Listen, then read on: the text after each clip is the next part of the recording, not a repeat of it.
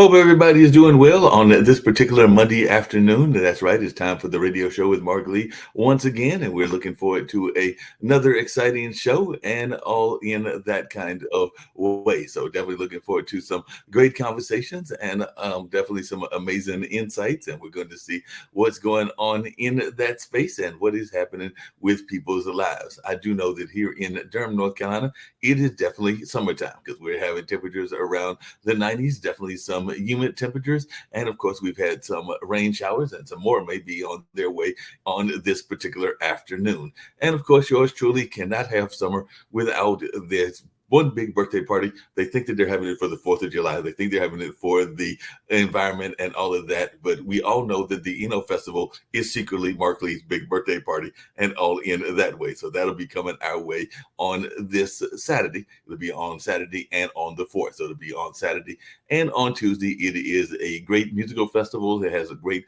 cultural events, some amazing food, and some amazing organizations that are out there sharing knowledge about what they are doing and all in that space. And of course, some of the politicians are out there as well. So it'll be interesting. And I've been involved for multiple decades now and definitely always have a good time. There have been a few that have been mild weather, and I have definitely enjoyed those. But for the most part, I know it's the 4th of July weekend and it's going to be probably brutally hot and all in that way. So I'm always aware of that, even when I do these events that I enjoy doing in that space. But I've got an amazing guest that's going to be joining me. I've got a couple of guests, but I'm going to bring on the one that is related to me and all in that space, that being my cousin who is doing some amazing work. And he's got his business partner with him, that being Greg Hodgins, and also Emmett Spurlock. So we're going to bring on Emmett, my cousin, the second oldest, because I'm the oldest of those. And like I said, I'm going to hit that big 6'1" on July 1st and all along those lines. So looking forward to that 61st birthday and definitely looking forward to that. And I think Emmett's got me by just a matter of a year or two, and I have that older space, and then he got me on the second rank and all in that space. And then I think it's after that is my younger brother, and then it's after that is his younger brother. And then after that, we go way down the line to folks that are maybe a decade or two younger than us and all in that space. So definitely looking for this conversation because I don't know if Emmett remembers this, but I am a fan of science fiction. And being a fan of science fiction, definitely know about Star Trek and Star Wars and a number of other things in that space. So always been a fan of Star Trek, Star Wars, and all along those lines. So have been following that notion that maybe we'll get to warp speed and be able to travel at supersonic speeds and all of that kind of stuff. But apparently the company that Emmett is working with is doing some work in that space. But I'm going to let Emmett tell you more about what he's got going on and all in along those lines. And of course, we'll bring on his partner. And I've got another guest on as well. And then we may have some others that join us here also on the radio show with Mark Lee. So how are you doing, cousin Emmett? And how is life treating you? And how are things going in your world? Think Emmett can hear me. So hopefully Emmett can hear me. Maybe he can't. I'm gonna bring out his partner and we're gonna see if we can't get the audio working with Greg and all in that way and all in along those lines. So I'll bring on Greg, and it seems like Emmett's having some things there, and he says he can't hear us unfortunately, but hopefully No, I now you can. can hear us. Now No, you I can can. hear. Okay.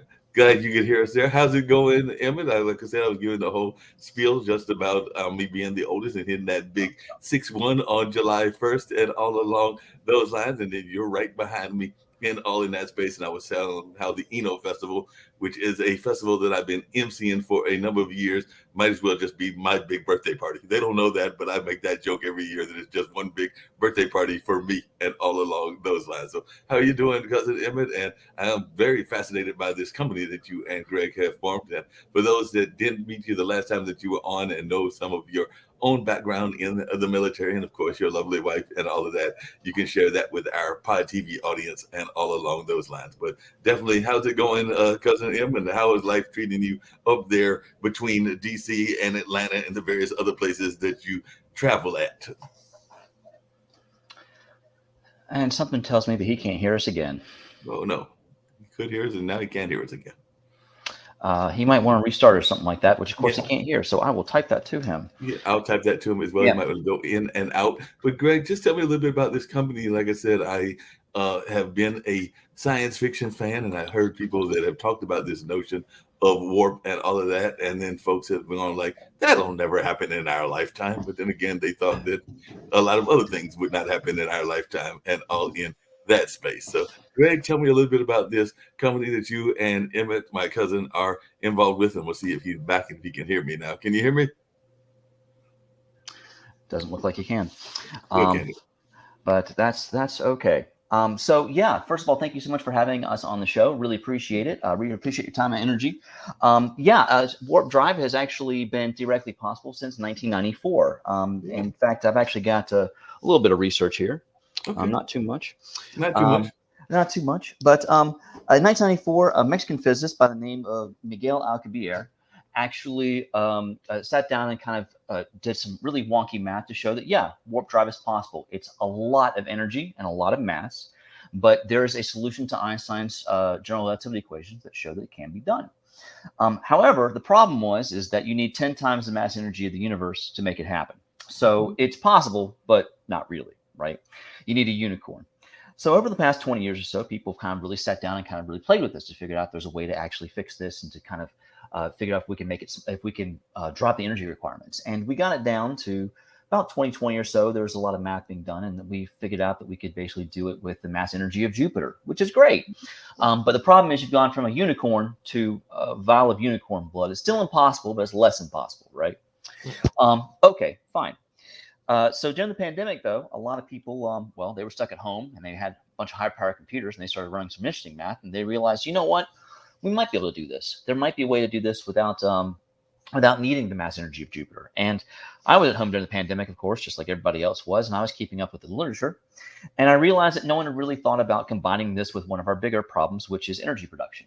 Mm-hmm. And so we realized that if you can create warp bubbles in the lab, very, very small, the amount of energy that you need for warp bubble is directly proportional to the radius of it. So these guys were talking about making like 100 meters. We're talking about making the Enterprise. We're talking about nanometers. That's knocking 12 zeros off the energy. That's a lot. Yeah. And when we sat down and thought about it, we realized that if you have a lot of these things, you can basically create, when you turn them all on, whatever's inside of it gets crunched. So we thought about it and realized, hey, listen, if that's the case, why don't we put hydrogen in there? Because then we've got fusion. And that means, yeah, I see the look. I get it. That means that we can create microfusion reactors.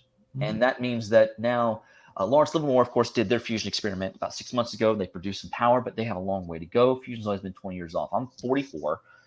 When I was in elementary school, for a science fair project, I did like a mock-up for a fusion power plant. And we were always told it's 10 years away. We've been being told it's 10 years away for the past 40 years, right?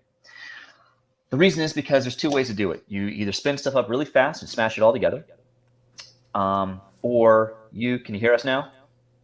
Yes, I can. Fantastic. Okay. Can you hear me? Yeah. Yes.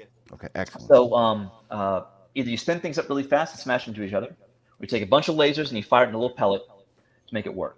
So in essence, for the past 4 years, all fusion people have been working on bigger is better. If we build the bigger magnetic confinement, if we put more energy into it, we'll actually get over the hump, right? No, that's not how it's going to work. We are, in essence, cheating. We found a nice little hack in physics where if we can create these very small warp bubbles, whatever's inside gets crunched. Imagine like you're taking these nuclei and you're folding them on top of each other. The reason that fusion works the way it does, when you try to get nuclei together, they push away from each other because they're both positively charged. But if you force them to be on top of each other, the strong force takes over, they fuse together, you get energy out of it. We don't need something very large. We need it really small. So we started partnering up with labs. We got 6 labs right now that we're working with, and they're each kind of going at this from a different way. All they need to do is create a small microscopic warp bubble. And it's pretty easy to measure. And the amount of energy required, you can't do it in your backyard. You can't do it in your garage. But you can do it in a pretty well, decently stocked lab. So it's not 2 car batteries and some aluminum foil, but you don't need to build your own power plant to make this happen. Once you show proof of concept, then we can actually start working on the fusion. And one of our labs is actually a fusion lab. They're actually at the University of Alabama, Huntsville, Rocket City. And our guy is a PhD in fusion engineering. He's actually helping to build fusion rockets for NASA. When we showed him what we're doing, he jumped out of his chair and clapped his hands like a schoolgirl at 13-year-old schoolgirl at Taylor Swift concert, because he realized that we had solved most of the problems that he had been facing. This means that we're actually able to, we don't need deuterium or tritium. We don't need these crazy isotopes of hydrogen. We can just use water. So if you remember, because you're old enough, do you remember the end of Back to the Future when Doc Brown pulls into the driveway and he pops up from Mr. Fusion and just starts dumping stuff in? We can do that. That's the idea. Now it's going to be about 10 years. We can't do it tomorrow. But that's the goal of what we're doing. And the more that we talk to people in the field, the more we realize that not only do we have a good idea, no one else is doing it. No one else is thinking that this is the way to go. But we think this is a commercially viable way to go. The size of the reactor itself will probably be about the size of two of your fists put together, and you can produce about a terawatt of power. And you're burning milligrams of hydrogen. So a few liters of water will run you can drive across the country with it without a problem. It's insane when you think about the amount of power that you can get out of this. It's absolutely ridiculous. So that's in the long and short of it. That's kind of the very the summary of what's going on. I'm going to shut up and let Emmett talk because he got kicked off. I definitely want to hear more about that as well. And of course, as I was talking about being the oldest among the cousins and Emmett being the second and everything in that space. But one of the things I was curious about as I was hearing you talk, Greg, is that there is a new industry that is very popular and it is gaining popularity and everything. And if I'm hearing you correctly, that new industry might be in trouble, because I'm thinking about the fact that a lot of people have been very excited about electric cars. I have a dear friend of mine that is a photographer that both he and his wife own electric cars. So if we're about to have warp cars, then we may not need electric cars. So will those two industries work together, or how will that go and everything? And then the second question to that, and then I want to hear your answers and Emmett's answers as well, is there's these things called lobbies. They can be very powerful, and I'm wondering if y'all are going to get any pushback from them and all along those lines, because definitely that is, I know the electric companies are a very powerful lobby, so I can imagine that in some ways they might be going like, wait a minute, they're taking away from our money. We're not too pleased with that. So to your first question about electric vehicles and electric cars, the nice thing is that what the goal for us is actually integrate this with what they're doing. We might not design them to be put into cars. We might design them to be in small substations, just like we're doing charging right now, right? Mm-hmm. It might be too big to put into a car because the reactor itself is only two fists put together, right? But it's going to produce a lot of excess energy. We're going to need to wrap that in a water cooler, and that's going to run a turbine. That might be too big for a car, right? And if that's the case, EV is perfect, because one of the issues with EV right now, of course, is that yes, you've got clean energy, you got clean electricity coming that we're still burning coal to produce that energy, right? That's one of the big flaws of the infrastructure. This takes care of this. We can replace the infrastructure right now with fusion reactors. Nothing has to change with EV. Everybody wins in that regard, right? We'll discuss why cars will be obsolete in a bit, but that's down the road. That's 15 years down the road, not right now. Your second question about lobbies. So that's where I'm the weird person here. And Emmett will tell you this on more than one occasion. My PhD is in political science. And so my PhD was actually about capacity building and state building. One of those things is, how do you deal with states? How do you work with that? And the answer is, you lobby. So we're already working with the Department of Energy. We're working with NASA. We're working with, I'm missing one. Department of Energy, NASA, the National Science Foundation. And we've actually gotten some of our legislators on board. In fact, as you can see right up here, there it is. So I'm in Atlanta, so I'm in Georgia. And one of our senators, Senator Raphael Warnock, we're actually working with his office to get a letter of support for a lot of the grants we're asking for from the federal government. So they know what we're doing, right? The reason for that is because we know that the Chinese and the Russians are working on fusion as well. So the Chinese will try to steal our stuff. The Russians will just put a bullet in my head. The goal here then is to make sure they don't do that. And it's in America's best interest for us to win this race. They don't want to steal our stuff. They don't want to stop us. They want to make sure that we can protect our property because we want to sell it to the U.S. government. We'll give them a discount. I don't care. Be plenty of cash at that point to do that. We don't want the Chinese and the Russians to have it. We want Western powers to have it. This breaks our dependence upon foreign oil. It breaks our dependence on foreign natural gas. along amongst other things, right? Yes, there's a bunch of lobbies out there. The oil and the natural gas companies, the power companies might have a problem, but here's the thing, though. Um, we're going to go to these oil companies who we've already started talking to and say, listen, we're working on this, and you can invest in us, or we'll go to your competitors and they'll invest in us. Either way, you're going to work with us or not. And if you don't work with us, you're going to be obsolete. They're probably going to create some sort of cartel, which they kind of already have. They'll all pool their money together and they'll all work with us together. They'll all share the benefits because they're not stupid. They know the oil's running out and they know that the technology's coming along. There's a chance of this happening. I know for a fact that Helion and a lot of the other fusion companies, they're getting money from energy companies for this exact reason, right? They know that this is that they're in trouble, right? And this is going to make most energy production obsolete because if I'm burning water, why would I need to burn coal? Why do I need solar? Why do I need wind? Each of those has disadvantages. This one basically doesn't. This is a next level of energy. This is where we can really go. And fusion power produces 1,000 times the amount of power that chemical reactions do. So I can burn a kilogram of water and I'm getting the same amount of energy that I get out of a ton of coal. That's insane when you think about it. And I didn't say fresh water. We can just dump a nice hose into the ocean and pull out what we need to go where we want to go. And again, this is some ways down the road. We got to do proof of concept first. That'll take about 5 years. It'll take about 5 to 6 years to actually produce a fusion reaction. But once we do that, sky's the limit. It sounds like it's very much the limit. Hey, Emmett, I know as I've alluded a couple of times, we're got that cousin relationship and all along those lines. But one of the things I was curious about was at what point did you become interested? Because I know a lot of the history, including working for Nielsen and including that long, illustrious military career. So, at what point did you hook up with Greg? And at what point did you become interested in warp speed and the fusion concept of the business and everything? Because, like I was telling earlier, I definitely have been a science fiction fan. Can't remember if you were always a science fiction fan or not, but definitely do know that that is a part of the whole notion of science fiction is warp speed and getting out there. So definitely, when did you get involved? And tell us a little bit about that involvement and when this came about, your interest in this particular field. Okay, it was about 2 years ago, and I was looking on LinkedIn because part of me wanted to say is I've been doing government contracting work for a number of years.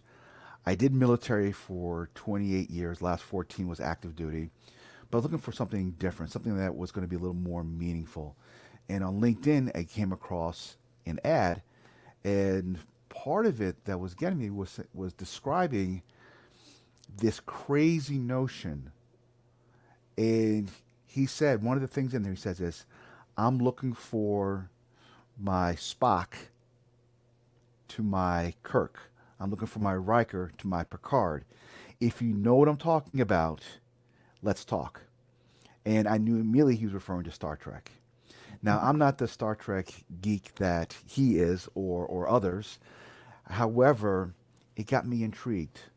And so what I've been trying to do all of my professional career was building up to being a chief operating officer somewhere, which is taking all the aspects of what I learned in the military, whether it be operations, HR, logistics, intelligence, communications, everything that you need to do to be a general officer, as a definition implies, as a generalist.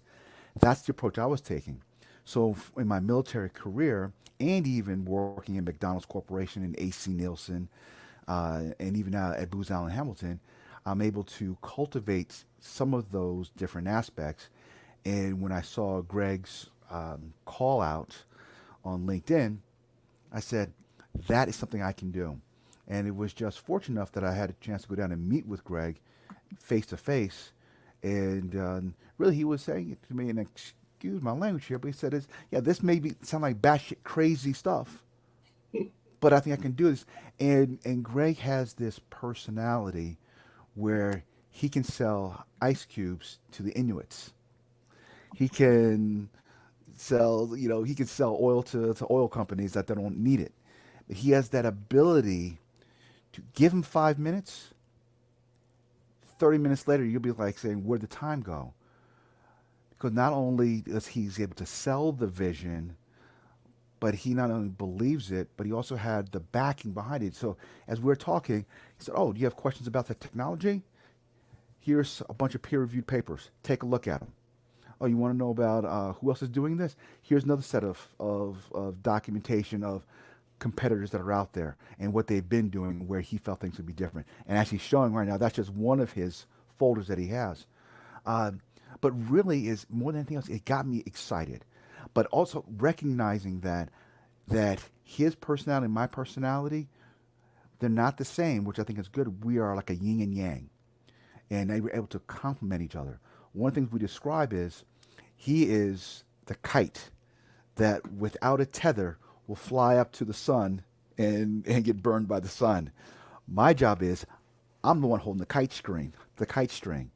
So I'm here tethering him to the ground, making sure he doesn't go too far off the rails, but it's still he has the freedom to go out there and explore and push ideas and be the one with the crazy ideas that actually are not so crazy once you start talking to the right people. So that's what I found is he recognized his limitations. He saw where I can compliment him, and vice versa. I think he saw that although I'm not a scientist, I can understand enough of what he's talking about to get the big picture, and that's what he and I have been doing back and forth. He's come back a lot of times and says, Emmett, I brought you on board to do exactly this because you have this expertise. I'll give an example. A recent example is we talked with one of our advisors about our not the budget. What's it called? The business plan. Mhm. And one of our advisors said to Greg is, "This is a piece of shit." And he goes, "Greg, do you have an MBA?" He goes, "No." He goes, "Does Emmett have an MBA?" "Yes." "Then why the hell isn't Emmett doing it?" "Good point. Emmett, here you go." And then that is where one of the strengths that I was able to bring in from the business sense is able to bring that into play as well. So again and then going back, our advisor said, yes, this is much more in line with what we're looking for. So that's how we've been able to go back and forth. Uh, in the military, one of the things is as a leader, you don't want to have yes people surrounding you. Greg is the same way. He wants people around him that'll tell him, "Hey, Greg, you're full of it. Slow down. This isn't going to work."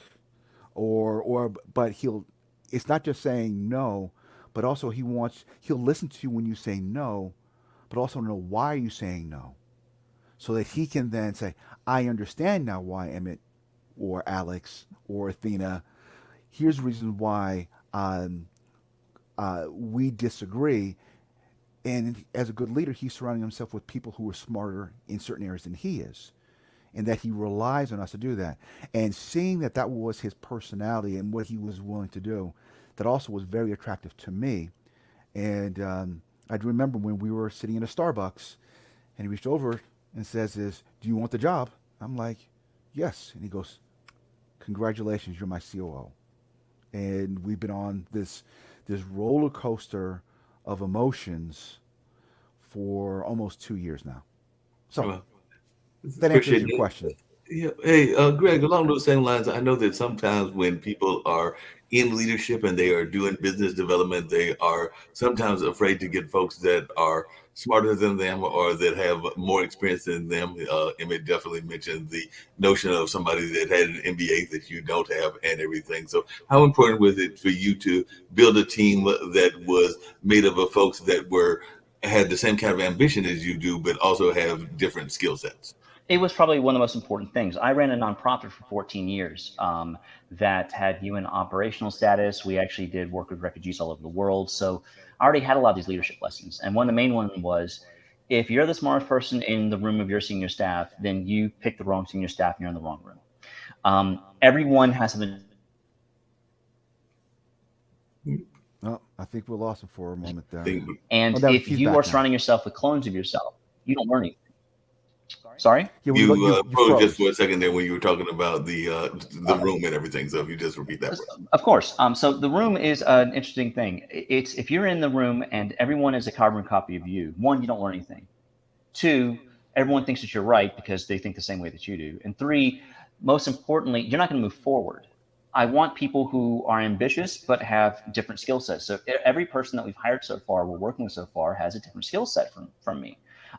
There's some overlap, and part of my job is as much of my skill set as I can give you. But on the flip side, their job is here's a bunch of my skill set to you, so you can understand where we're coming from, right? Because the thing is that if if I'm the smartest person in the room, or even worse, if I think I'm the smartest person in the room and I'm actually not, that can be even worse. If you're the smartest person in the room, at least you've got the smarts to keep you going. But if you're not the smartest person in the room and you think that you are, then you're the idiot. And that's a problem. So when it comes to this, people who have the expertise, I will always give them a listen. And when it comes to what Emma was talking about, Emma and Athena and Alex, Athena is our CSO. She's our Chief Science Officer. She's got a PhD in quantum mechanics. She's got an MD. She's got 4 patents. Alex Dolce is our CLO, our Chief Legal Officer. Of course, she has a JD. She's actually practicing law. She has contracts with space law. I don't know law. I don't know space law. I know quantum mechanics, but not like PhD quantum mechanics. They all fill skill holes. And Emmett, of course, is a cyber terrorism expert, and he's a COO, and he advises Joint Chiefs of Staff. And he has a military background that I do not have. That's different. That's something I need. A good friend of mine, and this is about personal relationships, romantic relationships, but it fits. I asked him, him and his wife were very happy. It's very disgusting. He was like, he was like, I asked him, how'd you work out so well? He's like, my wife is like a pair of pants. I said, that is so misogynistic. What the hell are you talking about? And he's like, so I'm a dress shirt, right? She's the pants. We're not the same, but we complement each other. And that's what makes the outfit. That's what makes the good look, right? And so I don't want another dress shirt. I got one. I need the pants. I need the shoes, need the socks, need the belt, suspenders if you're really going old school with it. I need the bow tie, however you want to roll with it, right? That's what I need. And if you have a bunch of dress shirts, you look flashy, but you're not wearing any underwear. That's a problem. You get arrested for that, from what I hear. So for me especially, finding these people and making sure they're in, because the other thing that Emmett didn't tell you was I asked him 2 questions during the interview, and then I shook his hand. One, I asked him a question I knew he wouldn't have the answer to. I basically asked him like the electron shell configuration of some element. And he said, I don't know. I said, good. Now you passed 1. I need people who can say, I don't know. Mm-hmm. If you can't say, I don't know, you're in trouble, right? Because then you're going to make something up and you might get people killed, especially what we're doing. 2, I said, if I'm totally wrong, can you call me out? And he said, oh, absolutely. That's when I stuck up my hand. Those are the only 2 questions I needed and it was 2 interviews. One was online. The second one I met him in person. That second interview was 5 minutes. That was it. At that point, I knew I had my man. And I did the same thing with everyone else I've been hiring for senior staff and everything else. I would say it is one of the most vital things in the world to put yourself in a room with people who know stuff that you don't. Because otherwise, your universe gets very small. You think you know everything. That's how people get killed in fields like this. Because if you're doing new theory and new work of this nature, you're doing dangerous stuff that if you don't check everything, you might make a mistake that's going to hurt people. And I don't want to do that. I try to do this morally and ethically as possible. And ignoring data, no matter how much I don't want to hear it, is not an option for me. It's interesting you say that, because we were talking earlier today and it's actually with one of the founders of Pod TV, and she's got an engineering background, that being Kim Calhoun. But we were talking about OceanGate, and it was actually on our media show. And part of what I was hearing was exactly what you just described, which is that unfortunately that even though he was one of the people that passed away, one of those folks that was actually involved in that was doing a lot of shortcutting. Because I know my buddy Jacoby that's in the gaming industry was talking about how he had read that gentleman had done a lot of what you say you definitely don't want to do, which is a number of shortcuts, and all in that space. So they knew that it was going to be a dangerous mission even before those people went down there, and there were others that had been on those trips and had been very perilous as well. So I'd love to hear your thoughts about that, because that was something that as you were speaking about that, I was going like, I've heard this narrative before, but on the opposite side where people were not doing what they should have been doing. It pissed me off, frankly, because the thing is, there's a lot of parallels between ocean exploration and space exploration. In the fact that we are in environments that we are not designed to be in, right? We have to build special suits and special mechanisms and special equipment and special structures to ensure that we aren't killed by no pressure and vacuum or too much pressure that will crush us like bugs, right? And the fact that people told them over and over again, even from an engineering perspective, you build it as a sphere because a sphere is going to have equal pressure on all sides. That's one of the ways you equalize it. You didn't build a sphere. The front window was only good to 13,000 feet or something to that effect. Like, there's a lot of shortcuts that he took. And what frustrates me is that we have not had a submersible disaster in 35, 45, 55 years until this one, because of regulations, because of standards. Engineering is a cruel mistress. If you don't obey it correctly, it's going to crush you whether you like it or not. You cannot, for lack of a better term, you cannot bullshit your way out of reality. You just cannot. And people said, oh, well, he already went down before. That's the thing. That plane's flown 5,000 times. There's fatigue. There's stress lines. There's things in there that add up over time. Yeah, they were totally fine the first 5 times. It's that 6th time that you get the pop. And that's what happened with them. And people are like, oh, it's so tragic and so on and so forth and da-da. And it is tragic, don't get me wrong. But here's the thing.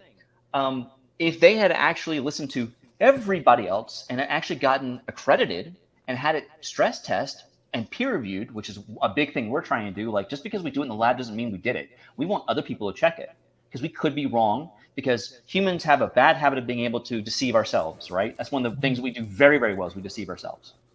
And so for me, that guy doing that, now everyone's going, oh, well, now, let's discuss exploration, the price of it. I don't really consider that exploration. I consider that people rolling the dice on taking a stupid risk, and they paid the price. And it's sad, don't get me wrong, but it's not the same as space exploration. If you're working with NASA, NASA's not going to let you go off half cock. They're not. There's all kinds of checks and balances in the system. James Cameron, who, he's a bit of a nut when it comes to making his movies, but he's an excellent engineer, and he understands submersibles better than just about anybody else. I mean, he flat out said, and I agree with him, he spent more time on the Titanic than the captain of the Titanic did. Like, he's been down there many times. It's like, this is stupid. You should check this. And there's a great piece on I think it was like the LinkedIn or Facebook. There's a great meme of like peer review. It's James Cameron in one of the submersibles. He's surrounded by stuff and whatnot. And then the next one's like, I did my own research, and it's the Ocean Gate guy holding up a Xbox controller, right? Mm-hmm. And the concept is peer review sucks. No one likes doing peer review. I hate it. It's a bunch of people who want to take you down. That's the point. If they can't take you down, your idea is really good. You've got a good idea of what's going on. It's when you think you can roll the dice with nature that you've got that problem.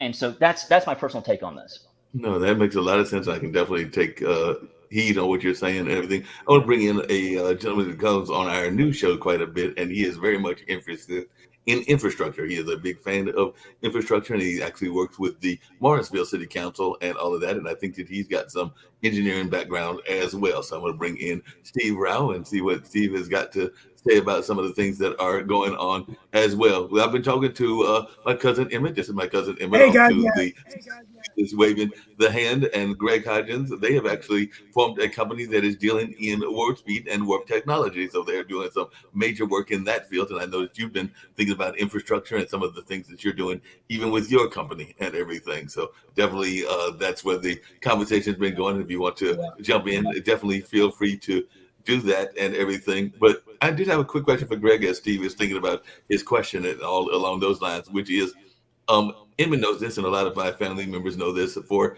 decades, I have not been driving the car, partially because of something called dysgraphia. It's like a form of dyslexia and all of that. So does this mean that what you just said earlier, because you said that cars are about to be obsolete, that I will be able to get around, won't have to depend on my younger brother in his car, and won't have to I haven't really ridden his Polaris because he got one of those fancy Polarises and everything, but I won't have to depend on those. I can actually get around without a car and everything. So Greg, is this coming sooner versus later? Will I be 61 or be 61 on Saturday? Will I be like 80, or will it happen by the time I'm like 70?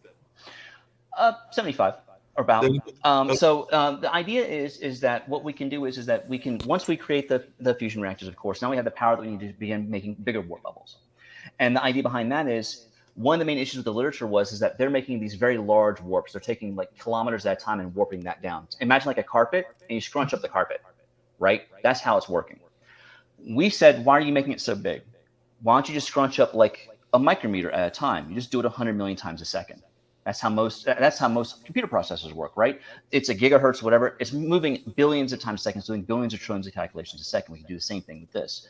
What that means is that you're actually minimizing the environmental impact of what you're doing, so you can lift off from your driveway. So in essence, you get into your box or whatever you want to call it. I don't know what it's going to look like yet. You get in there, type in your destination. 4 seconds later, you're there. You can land anywhere. You can take off anywhere. Don't know if it's going to work in the ocean yet.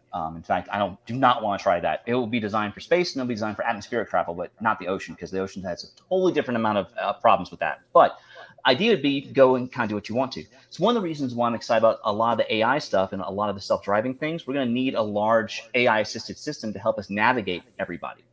The nice thing about it, though, is it's something called non-inertial.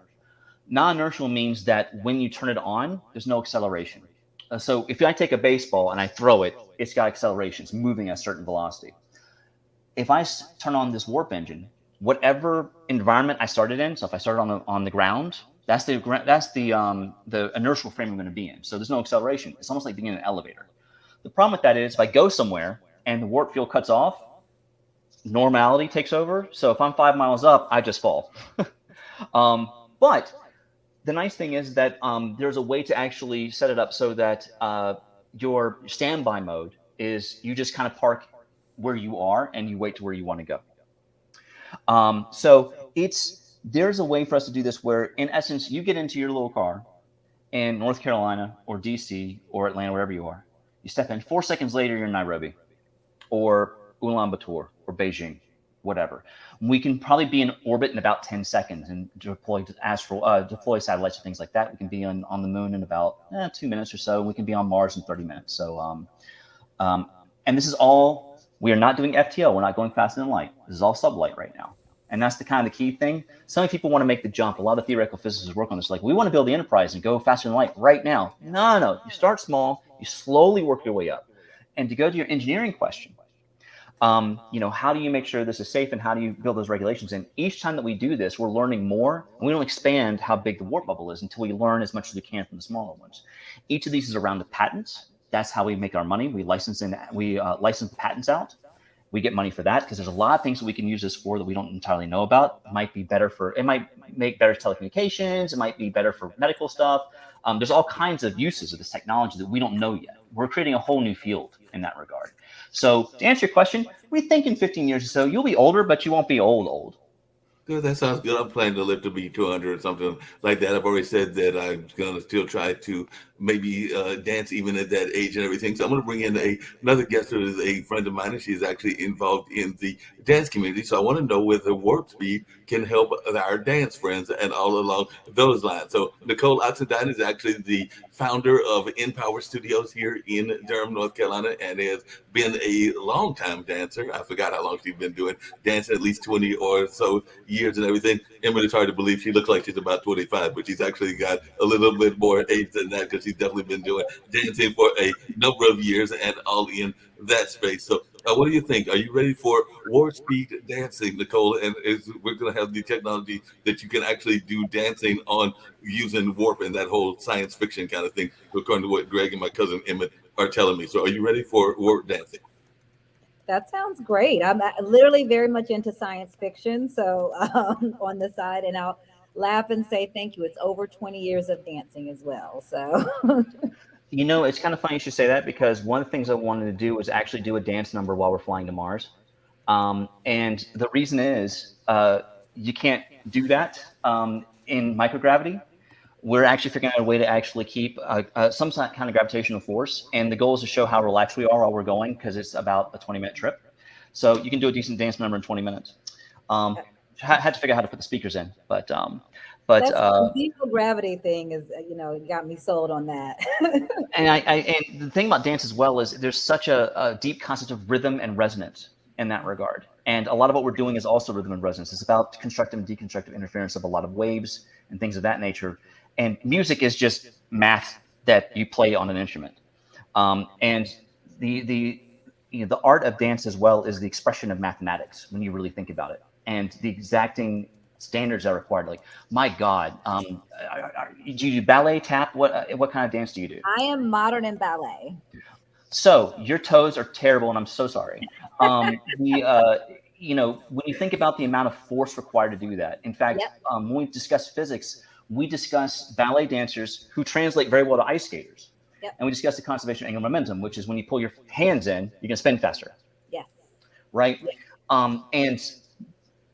As I recall, football players take ballet lessons because the precision of the footwork required and the conditioning required breaks 300-pound men because they're just not prepped for that. In fact, several men have come out, like wide receivers who were like, who could crush me like a bug, have come out crying from ballet recital lessons. Yes, because this is the most difficult physical conditioning I've ever done. Is that the case? I mean, that is literally the case. And it's funny you mentioned the physics. I talk about this a lot when I'm teaching my students is, that sense of one, a lot of oppositional pulls in your body. How do you use that to hold balance? How do you drop and swing and lift the leg? Like, how do you find that? And exactly what you said about the closer your arms are together, the faster your turns are. You start opening your arms. So all of those things. And I tell them, I'm like, yeah, now I'm multidisciplinary. And you tell your parents you're learning physics with your ballet teacher in class. So yeah, no, it's spot on. And I love the interconnectedness of, how movement can play in all different types of, we all have bodies, we're all moving. Hey, Nicole, along those same lines, I know that a lot of times people are thinking that you have to separate the left brain from the right brain. One is supposed to be more creative, the other is supposed to be more analytical. But I know for a fact from having known you and your mom for a while that y'all actually use both sides of that brain and use them quite effectively and all in that space. So I'm just wondering how much of this notion of science do you tie into your dance, and at what point did you realize that you had a love for both? Because you even mentioned earlier that you were a science fiction fan. I'm thinking you might have been watching some of those Star Trek and Deep Space Nines and all of those other kind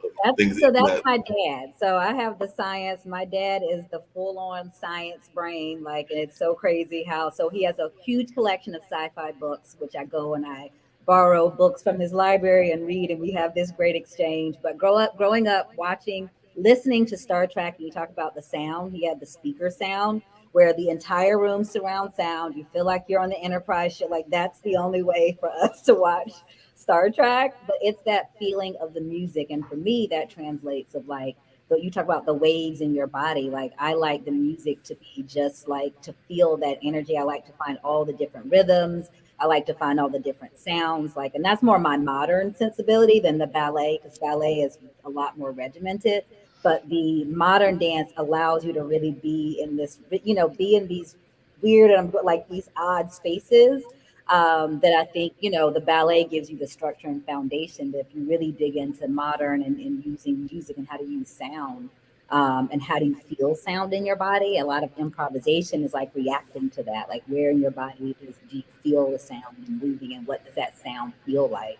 What's the vibrational level? Is it sharp? Is it smooth? So those are kind of that science fiction.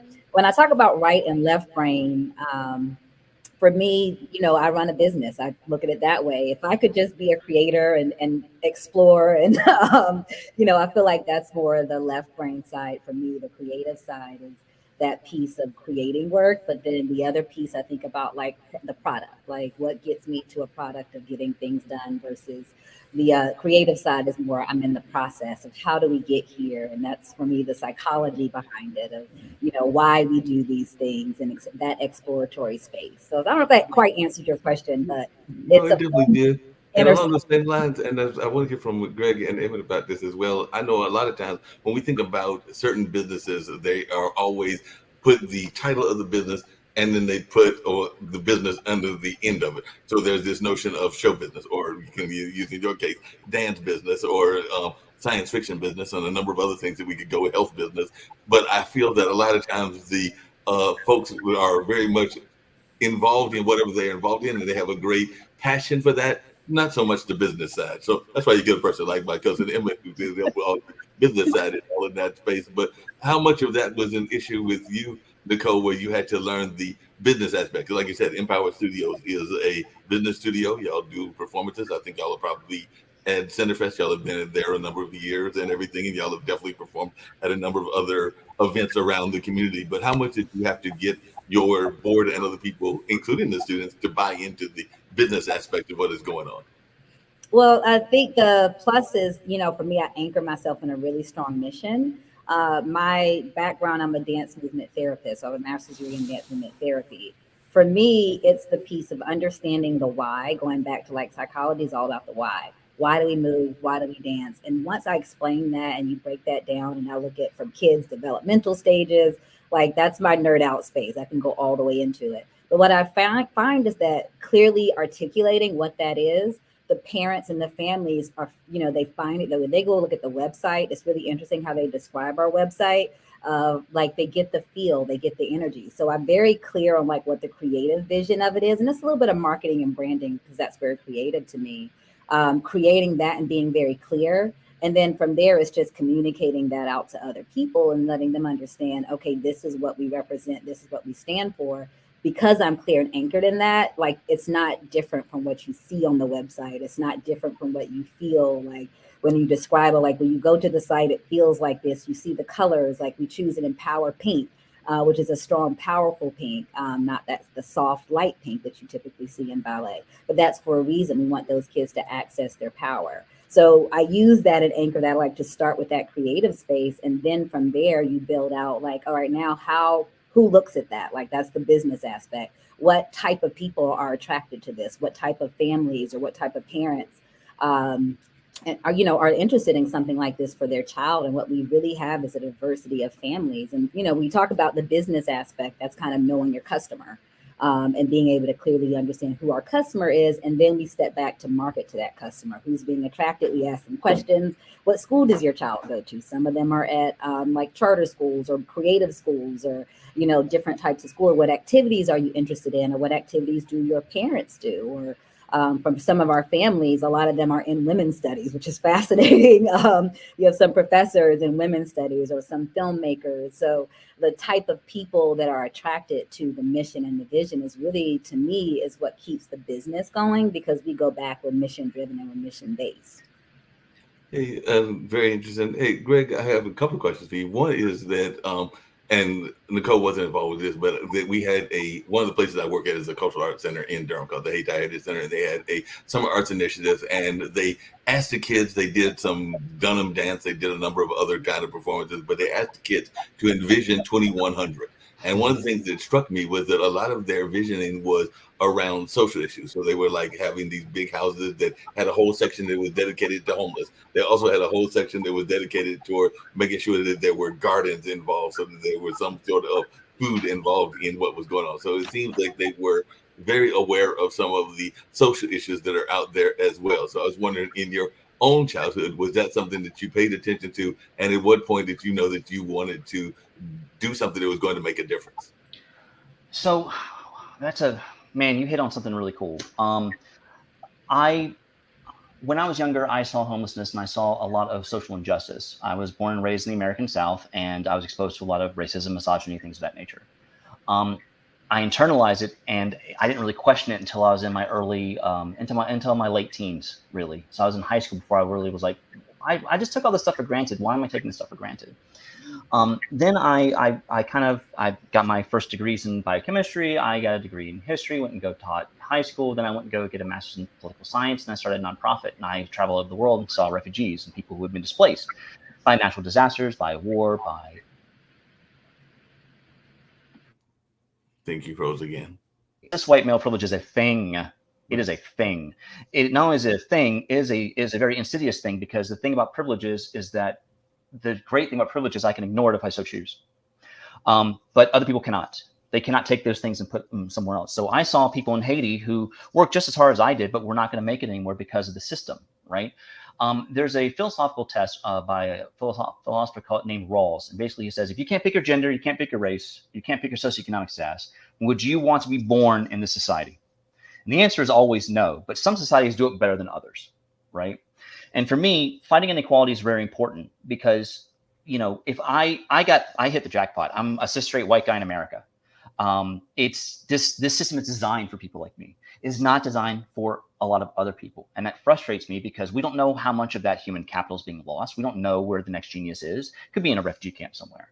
And they're dying because they can't get water, because someone doesn't want to spend 20 cents, because charities are doing bad work. So I was trying to fix this Band-Aid. I was trying to slap a Band-Aid on this very large problem. So for 14 years, I tried working the system. We actually got language and international covenants and whatnot. And after a while, I was like, listen, we are working on the problem. It's a big problem though, but we're not fixing this. This isn't a solution to the problem. It's a Band-Aid to the problem. We need to fix the problem. That's climate change. And that's massive inequality. In fact, and Emmett knows this, which is, I think, one of the reasons he came on board. When we get our fusion reactors up and running, first thing we're going to do is hand them to least developed countries and make sure that they're powered for free. In exchange, they stop cutting down forests.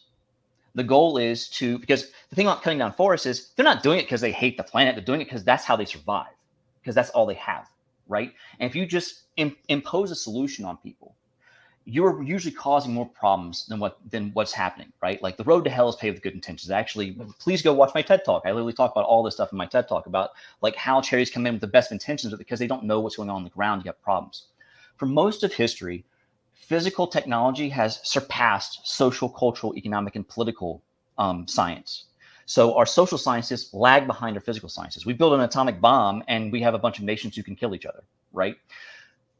My goal is to build not just the technology, but also the social, cultural, political, and economic conditions so that when we do move forward, we have a minimum of disruption. We don't have civil wars. We don't have people lighting each other on fire. We don't have people killing each other over scarce resources. The goal is to create a post-scarcity society where everyone can partake, not just rich white people or anything else of that nature.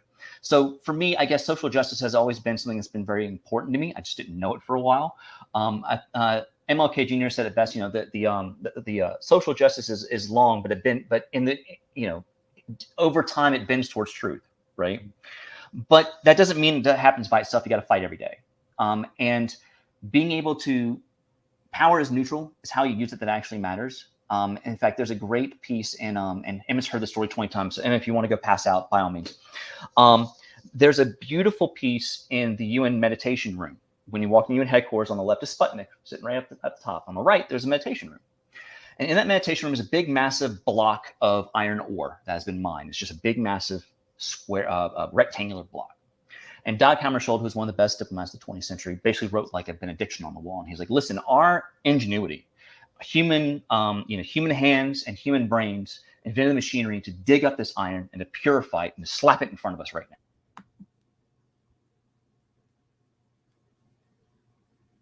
And feed people with agriculture. We can choose to make swords out of this and kill each other. But the choice is always ours. The technology is neutral. It's how us humans choose to use it that will make the difference. And whenever I went to the UN, I always went in there for at least 30 minutes because one, it was quiet and it was Manhattan. It was nice. But the other thing is that it really helps you center your mind of like, you can actually do amazing things with the correct technology and the correct power, or you can do awful things. But so many people think about, and I go back to Jurassic Park and Ian Malcolm, so many people think about what they can do or what they could do. They never ask if they should do it or how they should do it, right? And for me, these questions are intertwined. I don't want to leave the planet unless we fix this one first. I don't want to create more inequality. I want to break inequality. I want to break the cycle. I want to break the wheel. And this is one of the ways that you can create a solution to this problem. Most refugees now are climate change refugees. They're fleeing because there's water issues, because there's conflict over resources and things of that nature. And it's going to get worse. If we can figure out a way to actually fix that and make the world less unequal and more equality and more justice and more access for people who are neurodiverse or whatever else is going on, let's do that. I want to sign up for that because guess what? That was Star Trek. Like when you really think about it, Star Trek has been progressive. People are like, oh, Star Trek's gone woke. I'm like, did you watch it in 1966? There's a black woman on the bridge and she's not the secretary or the maid. Like, really? Like there's a Russian guy at the weapons console. Like there's an Asian person driving. Yeah, there's a white guy in the center. Don't get me wrong, but you have women in relatively powerful positions, right? And each iteration of Trek has taken that step further, right? You've taken it a step further. You have more powerful minorities. Discovery just had the first official, flat out open LGBTQ community, couple who, by the way, how they showed they were together, they're brushing their teeth together and went to bed, which is such a normal thing. But I think that's one of the nice things about Trek is they don't drop this massive, heavy thing on you. They're just like, it just happened. Like, of course it's going to be this way. Why would it not be this way? Star Trek gave us this optimistic idea of the future that we can get over our own shit, right? And then we can move on from these things. But it's going to require a lot of this technology. It's going to require a lot of social, economic, cultural change and justice.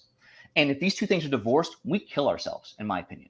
Sorry, I rambled a little bit. No problem. Hey, Nicole, on that same thoughts and everything, how important is it for you to mix your art and your activism? Because I do know that even in this area, you have some activism in your own life and everything. So how important is it for you to mix those two? Yeah, I really identified with a lot of what you said, Greg. For me, it's because I started teaching in the high school. I taught high school dance for years, and that was really the catalyst for me, starting Empower. I have one piece that I created.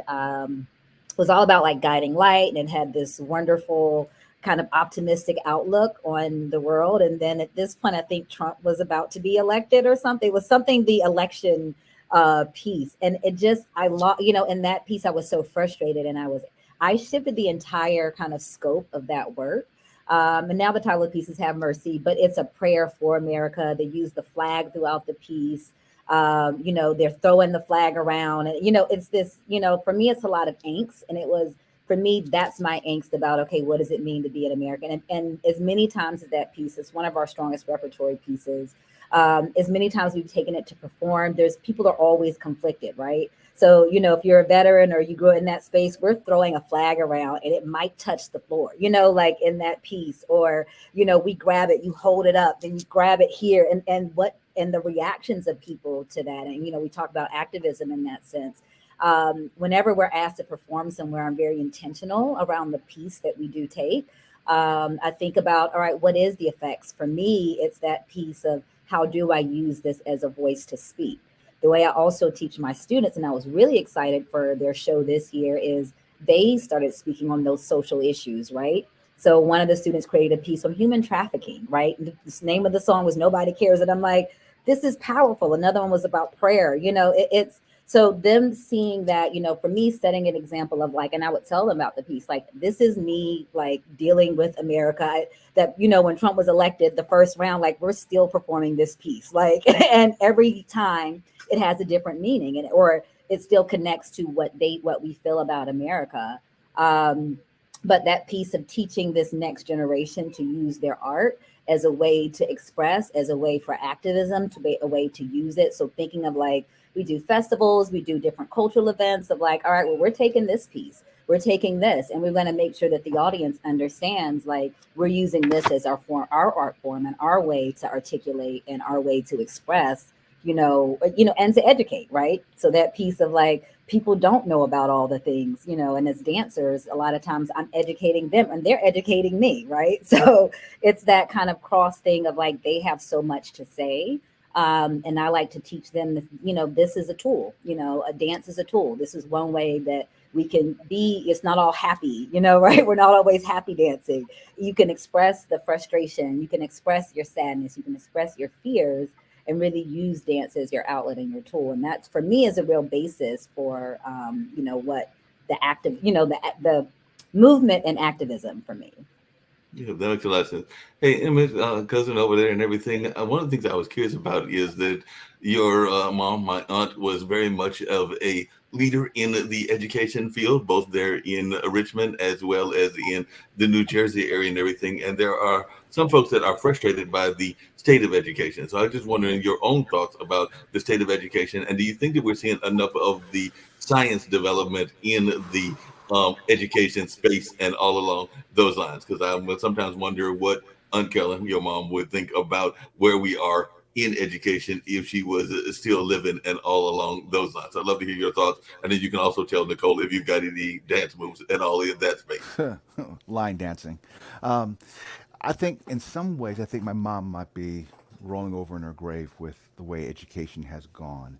There's been some advances, but then I think in some ways we have retarded, and and I say it because I think sometimes we have gotten away from critical thinking, that we've gotten along to teaching to a standardized test, as opposed to going there and teaching people how to think.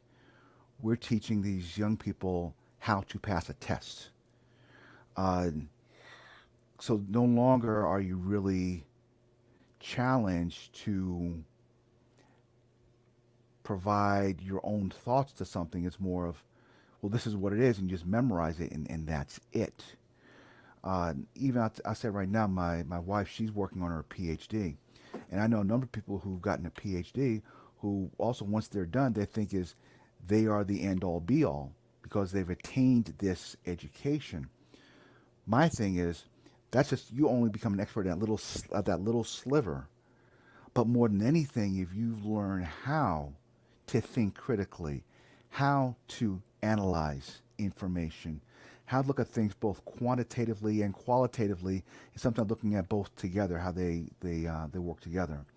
And he shows the discipline that it takes to try to become an expert to a certain level. So that part I like, but I think even for the younger kids, that whether it be the core curriculum or whatnot, and uh, reliance too much on technology, is right now you go into McDonald's where you have a 16-year-old working behind a counter, and if for some reason they lose power and you bought something that costs $1 and the tax is 7 cents, they can't figure it out.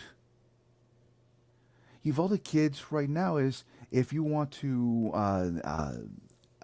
create a plan of which they will never be able to break the code, write in cursive. Mhm. They have no clue how to write, much less read in cursive anymore. I actually came across an adult recently who couldn't tell the time on an analog timepiece. They're not being taught that. We've got even my 33-year-old stepson. He admitted to me the other day when he was visiting, he doesn't know how to write a check. Mhm. These are some skills that we have lost. And I don't know if it's in the name of advancements that we don't need to know how to sign a check. We just use electronic means by which to transfer money.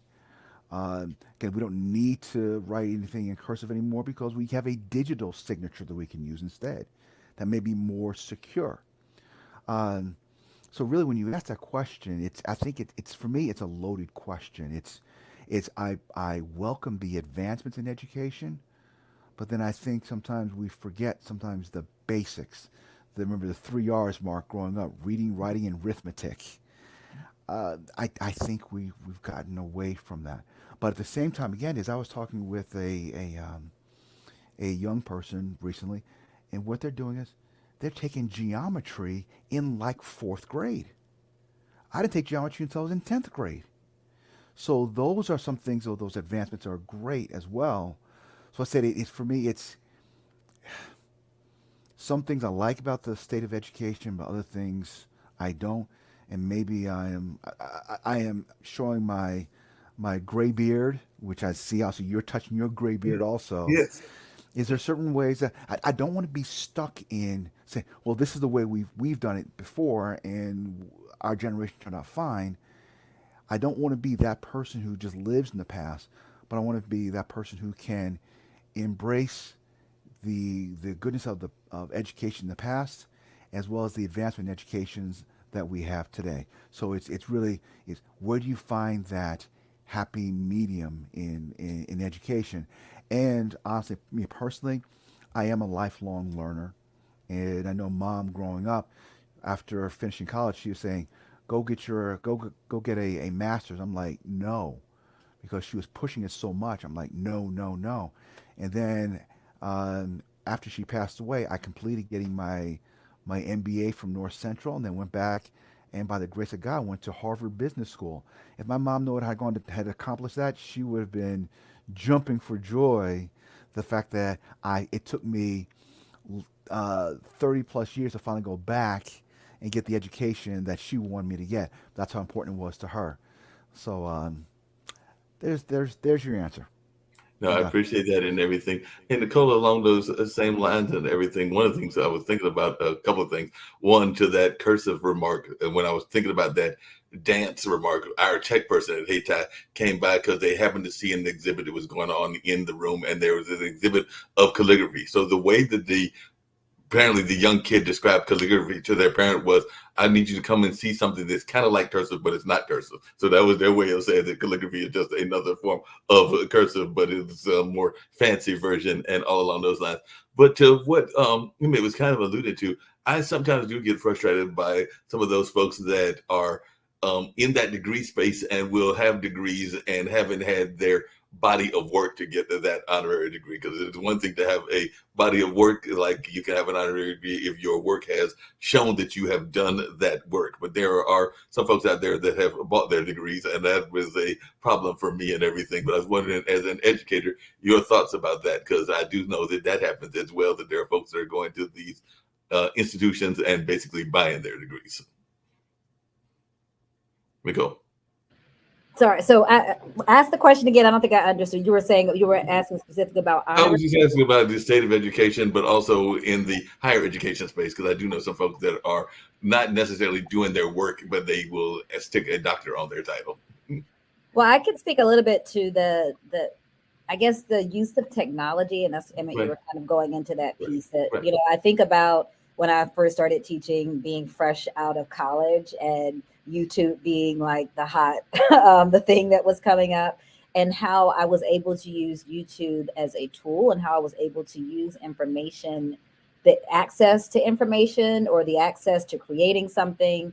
I just feel like that was something I've easier then. Now we're at this TikTok age where TikTok dances are all the rage. And for me, it's literally outside of the scope of what I can grasp to be able to make those connections as an educator. I think, you know, like, so in that sense of like, you know, there is something that's lagging in the space of when we think of TikTok dance, and, you know, Tommy DeFrance, who's a dance scholar at Duke, he talked about this a while ago, formerly of Duke, but a world dance scholar. And he talked about this. Yeah. So he talked about this thing of what would dance, the future of dance, right? Or Afrofuturism in dance. And before TikTok became a thing, he talked about dance kind of shrinking into this like tiny space. And if you look at now with TikTok, you look at you know, you're looking at a camera, dance has to happen within this kind of frame of things. And I have a problem with that because I'm taught to dance big and to be and use all the space, and see how I'm using all the space and I'm outside of the frame, right?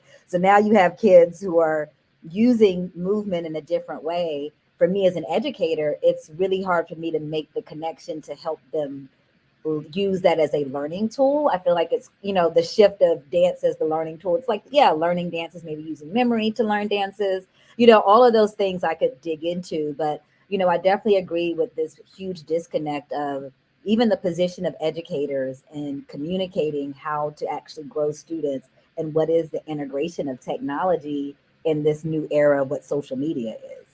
Yeah, So, definitely. put you in. I would love to dive in on this one for a second, if you guys don't mind. And I'm going to actually, Emmett said he has to leave, but we're definitely still going to continue our conversation. And one of the things I get everybody to do, including you as my cousin, is if you'll tell folks how you can be reached and everything, and also if you have any message of positivity or hope, and then we'll have Greg dig into that concept and everything. But tell folks how you can be reached in this new company and everything. And if the Ray can be reached is COO@zcinstitute.com, and I put that into the chat. If it's not there, I'll make sure it's in there. The one thing that I know Greg and I have talked about, and I am completely on board with this, is we are trying to change humanity for the better. That's what we're trying to do, and we're trying to do it through clean energy. And I said I couldn't be with a better partner than Greg. So thank you, Greg, and Mark. Thank you, Nicole. Nice meeting you, but I do have to run. But take care, everyone. Have a good one. Thank you, Emmett. Appreciate it. Appreciate it. Greg, dig in. You said you wanted to dig into that. Yeah. So actually, I wish Emmett was sitting around for this, because I'm going to read a quote, and you're all going to laugh, but you'll see why. The counts of the indictment are luxury, bad manners, contempt for authority, disrespect to elders, and a love for chatter in places of exercise. Children began to be the tyrants, not the servants of the households. They no longer rose from their seats when an elder entered the room. They contradicted their parents, chattered before company, gobbled up the food off the table, and committed various offenses against civilized tastes, such as crossing their legs. They tyrannized over the teachers and schoolmasters. This is a quote from Schools of Hellas, written in approximately 400 BC. We've been complaining about children being taught for 2,000 plus years. Let's do another one. Young people are high-minded because they have not yet been humbled by life, nor have they experienced the force of circumstance. They think they know everything and are always quite sure about it. Aristotle, 4th century BC. The beardless youth does not foresee what is useful, squandering his money. Horace, 1st century BC. We've been complaining about children since we've had children, right? We've been complaining about the education system since we've had the education system. And I think that it's something that it's not a bad thing, because education by definition is always in flux. It is always changing. If we're not complaining, I think we're doing something wrong. If we have a perfect system frozen in place, something is wrong. The only constant in life is change. And kids these days, people go, oh, they can't even add up stuff, or they can't tell time. Why would they need to? They can't write cursive. Why would they need to? I don't know how to change a horse's shoe. Your point? I don't know how to hotwire a car. Can't do that anymore, right? There's a lot of skills that my parents and my grandparents have or had that are completely worthless now. I'm sure they said the exact same thing about us. Well, why aren't kids learning this crap? It's the same thing. What do we hold on to? And what do we teach, right? Because when it comes to a lot of these things, how do we continue passing on our culture and our social norms? Certainly. But, as technology moves on, going to the TikTok thing, you're absolutely right. But the thing is, that's a new stage, is it not? And so for them, they have to abide by that. You have to abide by the strictures of your medium. I can't make the words on a book dance. I mean, I could, but I'd have to be on something else, right? I can't do that. Certain media have to be used in a certain way. And I'm not saying that you're wrong. You were trained a certain way. These kids are getting trained a different way, but I'm sure that they can complement each other in some way, right? And that's where it gets kind of fun. People just go, oh, they don't know what they're doing. Well, they probably don't, but you do, and you can adapt. And that's our job as the elder generations, to adapt what we know to the newer generation so they understand this is important. Here's why. Here's how to fit it in with what you're doing, right? Like one of the things that I was always taught was, Shakespeare, people are like, it's boring. I'm like, are you kidding me? People get stabbed to death all the time. It's about love. It's about greed. It's revenge. It's all these terrible things. Show an updated Shakespeare, do Richard III in World War II, and it's amazing, right? You can update the settings. They're timeless stories. They're timeless drama. And dance, I'm willing to wager, is probably something similar as well. There's plenty of dances that have been around for hundreds, if not thousands of years that tell stories. And it doesn't matter where you do it at. But I think that sometimes, people kind of get wrapped up in, that's not the way I was taught. Cool. The world isn't where you were. The world is where it is now. And we have to adapt to that. And if we don't, we lose that next generation because they get pissed off at us and wonder why we're so old and stupid. Speaking along those same lines, Nicole, just really quickly as he was talking, I was thinking that there have been some dances that were traditionally done one way and then they were adapted, just like there have been cartoons that people have been up in arms because they have different minority characters and all in that space. So I just wondered your thoughts, because I do know that, some people may think of Swan Lake as a European piece, but there have been a number of times that it's been done by folks of a different culture. So I just wondering your thoughts about that when people do a art form that might have been created in one space, but it is adapted to another, whether that's like something adapted from Europe into African American culture or vice versa, African American adapted into US culture and everything. So I just wanted your thoughts around that.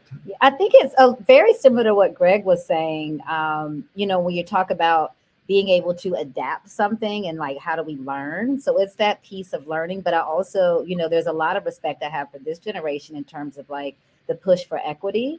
And the telling of their own stories, where I do think there are certain fixed stories that are going to be in some ways phased out because they're losing interest. So, if you go to the ballet and it's the same ballet stories told the same way, that generation loses interest. Like, and, ballet is a great example of like being very white, being very, telling a certain story for so long. Now they're seeing these numbers decline, people attending the ballet because quite frankly, the people who are going are dying, they're getting old. And so how do you stay now? Ballet's like, how do we stay relevant? We need a Misty Copeland. We need we need these things and the hopes to stay relevant. But it usually is after the fact where they're already like at the decline. So I think going back to like, what's the dialogue that can happen between, the younger generation and the current generation is actually in these positions. I think the hardest struggle, is the mentorship piece, where there's these age gaps that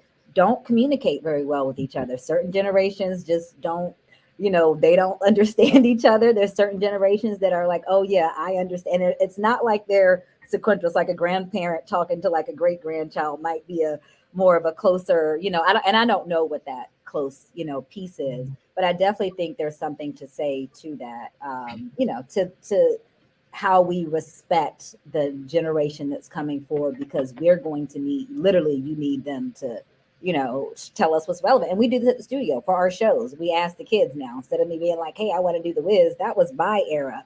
Like, I asked them this year, what do you want to do? They said Lion King. And I'm like, okay, great. It was a great show because the kids could identify and they understood the characters, right? It wasn't me trying to explain and be like, do you know The Wiz? Is that, like me being myself of like how great The Wiz is. But for the kids, it's giving them that voice and giving them that autonomy in the sense of, what do you want to see?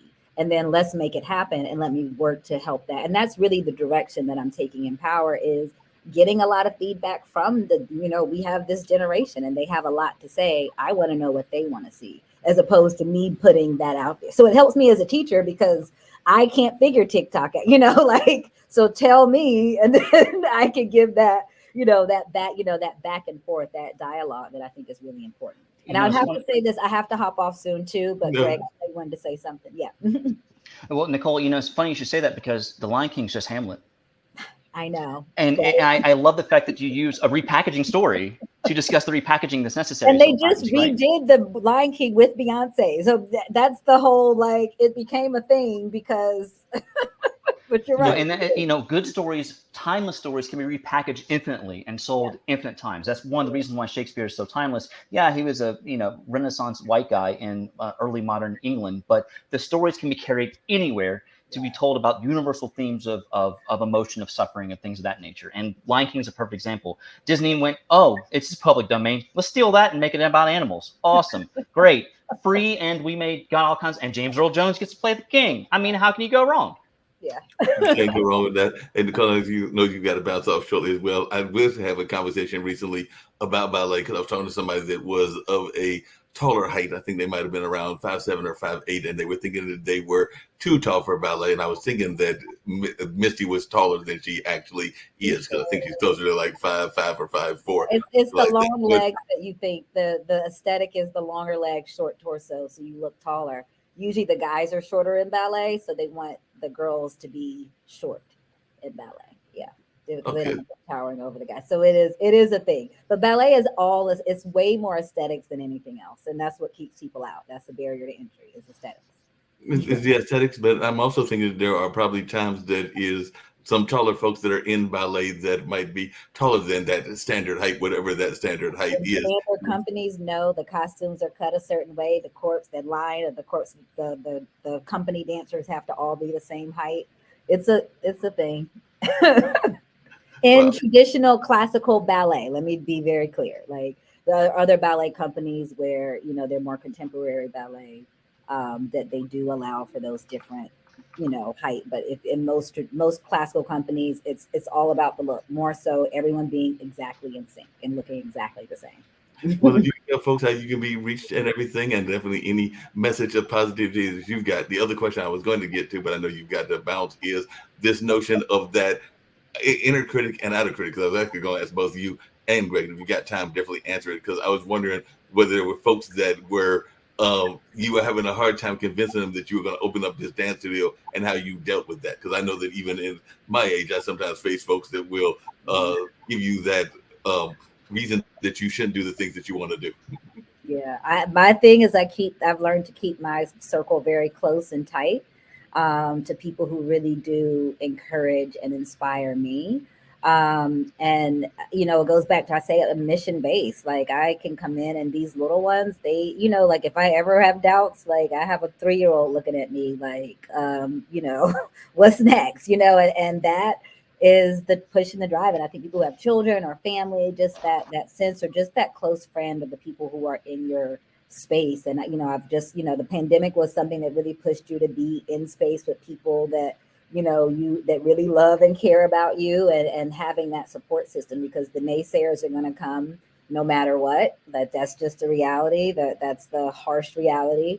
A lot of times that's out of their own insecurities too. So I find compassion and grace for other people when they do have that sense, when they may have to say something negative. So Tell folks how they can reach Empower here in Durham, and how they can definitely get and any shows that you may have come up. So empowerdancestudio.com and empowerdancefoundation.org. We're also on Instagram and Facebook. We have a program that you can support. We have dancers that just went to LA, and some went to New York City. One for Debbie Allen Dance Academy, and the other one for Alvin Ailey Dance Theater of Harlem. So we're really just, looking for community support to continue to support these dancers and them following their dreams. So we are accepting donations for dancers to support their dreams too. So that's how to reach us and what's going on with Empower. And a message of positivity and hope that you want to give. And I want to know, since he alluded to it, are you open to going on the trip to Mars with Greg if he takes you up there for the dance routine? Yes. Absolutely. It's like, yes. You are not the only person to Tell you say all that. the I think we're shows going to that have I a watch. long list of people who want to go. So, Okay. but don't worry. Yeah, I just put me on the list. That's, I got a lot of work to do here on Earth still. So Don't worry. And honestly, Mark, to go to your question, the words positivity and how you deal with it, I'm going to quote a great philosopher. Look, haters are going to hate. You got to shake it off. You got to Yeah. shake it off.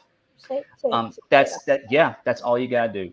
They're always going to throw stuff at you. And I think Teddy Roosevelt put it best when he discussed being in the arena, right? If you're the one in the arena, people are going to throw rocks at you. They're always going to talk stuff about you and so on and so forth, right? If you're not in the arena with me, I don't need your criticism. Yeah. I want to hear it. Yeah. Because the thing is that you do not know what I'm going through. If you do, I'll listen, but that doesn't mean that you're right. And, you got to stay true to yourself and keep going. And you get knocked down. Nicole, you're an entrepreneur, so you know this. Sometimes you get knocked down several times. It is what it is, right? So you got to get back up, dust yourself off, and keep going because you know you're doing the right thing. Yes. It's just that simple. Yep. Nope. I couldn't agree more. Thank you. There you go.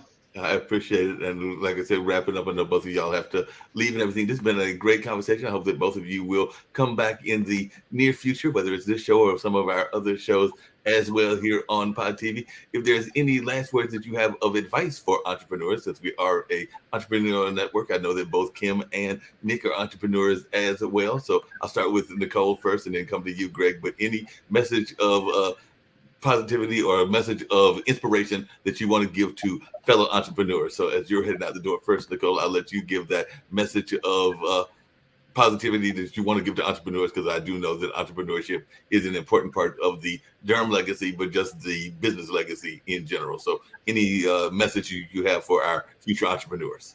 Yeah, I ground yourself, make time for yourself. I think I wish, we put so much into our business. We put so much of ourselves into our work. It's also important to find the space for self-care and the space to care for your own personal well-being so that you can be better and be a better business owner. And whatever that means, even if it's taking 10 minutes at the beginning of the day to meditate, those moments are so important. It's going to help you be better. I think it's going to make you better. So don't be afraid to take the time. Yeah. Definitely, Greg, before I get to these commercials to get us all out of here, what is your message of positivity and message of hope that you want to give to our fellow entrepreneurs? Culture flows from the top down, and you're the one who sets it. If you're a backstabbing bastard, your staff will be too. If you're a liar, your staff will be as well. You attract the people that you are, and you are the average of the 5 people that you spend the most time with. If you spend time with people who are honest, who are self-assured, who are confident, not arrogant, you will be the same thing. If you spend time with people with those negative traits, you will embody those as well. And your entire organization will reflect your ideas, your concepts, and your culture. Choose carefully and choose wisely. But if you do choose wisely, it will last long after you're gone. Yep, I appreciate that. And I know that my cousin appreciates being part of your staff and all. I was glad to give y'all this time to be part of this conversation. And I'm looking forward to hearing more about this warp technology as it is continued to be developed. And who knows, maybe I'll get a chance to visit from Durham, North Carolina to Atlanta, where Emmett and you are based in that box car or whatever we're going to call it in about another 10 or 15 years. So I'll just have to jump in the box car. Maybe I'll go over there and catch the bus or get in the car first and grab Nicole before heading over that way and everything. So we'll see if we can make that trip in the next 10 to 15 years or along those lines. One can hope. Thank you so much, Mark. Thank you so much, Mark. Appreciate it. Thank you. Appreciate Thanks it a lot. as well. Bye. All right, bye. So we're ready to get on out of here. And definitely that was a great conversation. And like I said, we're going to go out with a commercial from one of our founders, that being Nick Palveda and a National Pension. One of the things that business owners forget a lot is to prepare for their own retirement. Hi, my name is Nick Pallavita, and today I'm with a very special guest, a certified financial planner, a chartered retirement plan specialist, and president of National Pension Partners, Max Couliet. Max, tell me what you do at National Pension Partners. Well, Nick, we help successful small businesses and professionals put together retirement plans that provide them the maximum retirement benefits and big tax deductions at the same time.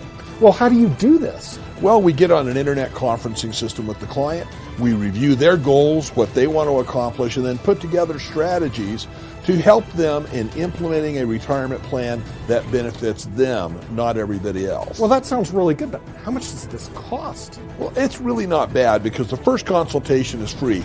That allows us to go through and discover whether this strategy works for that business and for you as the business owner, and helping you maximize your retirement. Well, Max, how do we get this free appointment? It's really pretty simple, Nick. You can either go to our website below or call us at 877-252-1692, and then we can set up a time with either myself, Nick, or one of our other retirement plan specialists, another CPA or advisor in the office, to go over this with you and make sure it fits for you. Hi, my name is Lewis Haupt. I work with National Pension Partners, and I work with businesses to allow them to put the maximum away that they can for themselves and to save taxes. Hi, I'm Brad Coyle, and I'm the brokerage manager at National Pension Partners. We're always analyzing plan fund choices in order to ensure the participant's success. If you want more information on how we can help you and your business put more money away in a retirement plan than you ever thought possible, contact us at the website below or call us at 877-252-1692. I'd like you to imagine with me, if you will, opening an app where you can collaborate with like-minded individuals from around the world, get inspiration and in-app tools to launch and grow your business, as well as share your knowledge and earn compensation, all in one app. Well, the name of that app is Truso, short for Truly Social. Hi, I'm Matthew Newman, the founder and CEO of Truso. A new concept in social media, Truso is designed from the ground up to be a platform that's both social and empowering for all its users.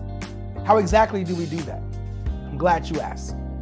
First, Truso brings the world together via video. Psychologists assert that video provides a significantly more effective connection than audio only. When you enter a community on Truso, you're face-to-face. Second, on Truso, you don't have to have 1 million followers to monetize. Our business model allows all hosts and moderators to monetize, no matter the size of your following, by 1, producing fee-based content, and 2, inviting others to join the platform as subscribers. Even more, Truso has an in-app resource library with over 100 free resources, forms, and documents to help you build your brand and grow your business. Third, Truso is inclusive. The deaf and hard of hearing communities make up 360 million people worldwide. Unlike audio-only apps, Truso embraces its community, providing a networking platform that allows them to participate via video and closed captioning. We even have a deaf and hard of hearing foundation in the works as well. Fourth, Truso is both social and safe. We refer to Truso as a virtual extension of the beauty shop, barbershop, and brainchild of the community. A place where there's laughter, along with wisdom, growth-oriented conversation, and genuine connections in a safe space. Truso even has proprietary security to ensure we maintain a safe environment for everyone. Where are we at now? Truso is live, y'all. We've launched in beta and we're acquiring users daily. We have an incredible development and marketing team, plus amazing celebrity influencers at the table, helping us spread the word around the globe, beginning within the African diaspora and beyond by creating a safe space for growth, connection, and collaboration. We're truly excited about Truso. We've created something special for which there is a global market. And we invite you to embark on this journey with us as a shareholder. The future for Truso is truly bright. Join us and let's go there together.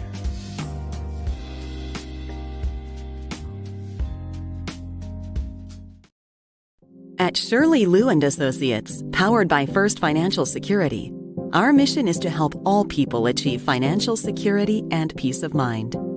My team and I are here to help you reach financial security tomorrow and for generations to come. She is one of the most sincere and compassionate people that I will ever meet in my life. She sincerely wants to build a legacy where no young woman that she meets is left destitute, that they are able to be self-sufficient, to provide for our family in an emergency, to build for their future and for our future generations. At Shirley Lewin Associates, we are changing the face of insurance and retirement plans.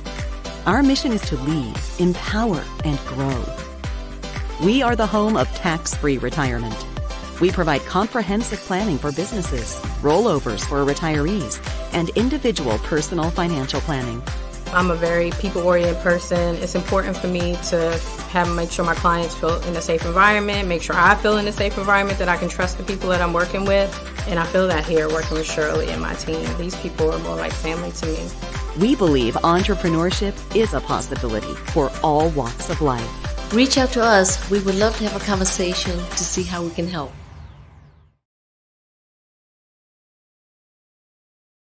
The only trick you need to save time and money is to shop at Aldi.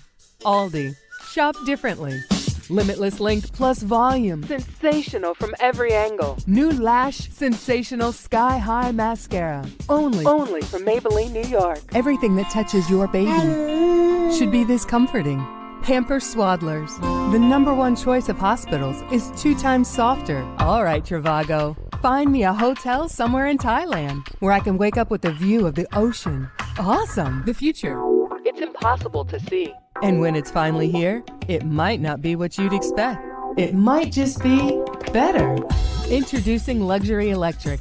Introducing Lucid Air. We're for those who love to discover, who don't need to travel to find something new, and who know when you spend less, you can discover even more at TJ Maxx and Marshalls. Smooth, velvety chocolate wrapped in precious gold. Ferrero Rocher.